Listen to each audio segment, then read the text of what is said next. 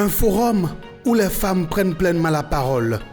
Il s'agit pour nous de célébrer la femme dans toutes ses dimensions et notamment dans ses performances sportives, que ce soit sur le terrain, que ce soit en administration, que ce soit dans la gestion, sur le volet technique de la célébrer.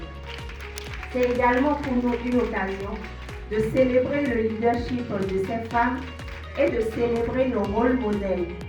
Dans la salle, les mots circulent librement. Les témoignages s'enchaînent entre défis surmontés, victoires personnelles et combats encore à mener.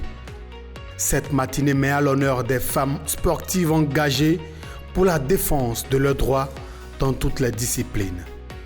Mais au-delà des femmes, les hommes aussi répondent présents. Leur implication de plus en plus affirmée marque une évolution des mentalités. Désormais, la promotion du genre devient une responsabilité partagée. Aujourd'hui, le Comité national olympique et sportif béninois détient la palme d'or de la promotion du genre parmi les 8 pays composant la zone 3 de l'Association des comités nationaux olympiques d'Afrique, ACNOA. Droit, justice, action pour toutes les femmes et les filles. Un thème fort qui donne le ton et structure les échanges. Objectif, créer un cadre de réflexion, mais surtout d'action autour de la place de la femme dans le sport.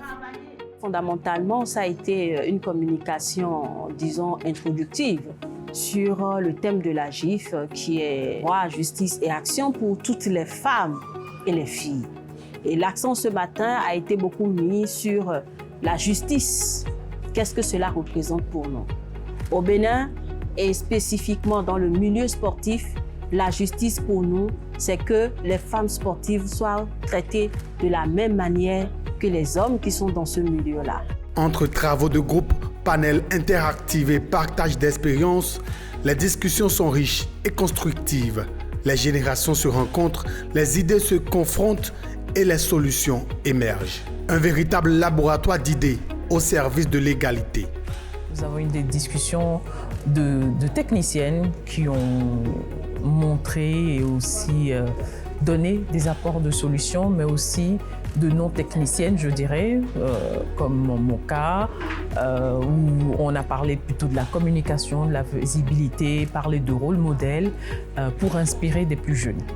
Toutes les disciplines sont concernées.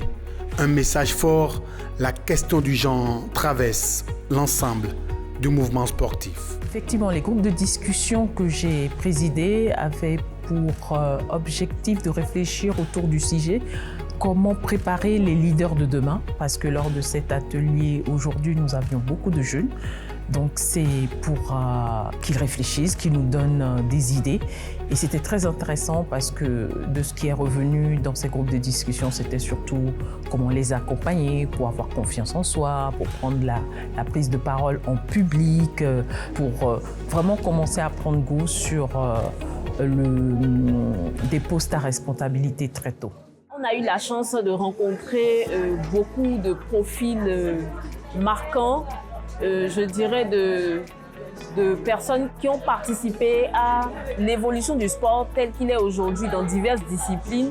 Et ma première résolution, c'est mieux m'organiser au niveau de mon planning pour pouvoir associer ma vie d'entrepreneur à ma vie de e-athlète. Ma deuxième résolution, ce serait vraiment de mieux me former au niveau de la compréhension du domaine dans lequel je suis. Parce que mieux comprendre ça, justement, ça me permettra d'être plus performante et de pouvoir accompagner justement les autres qui nous rejoindront. À noter également que ces femmes n'ont pas limité leurs échanges aux salles de communication.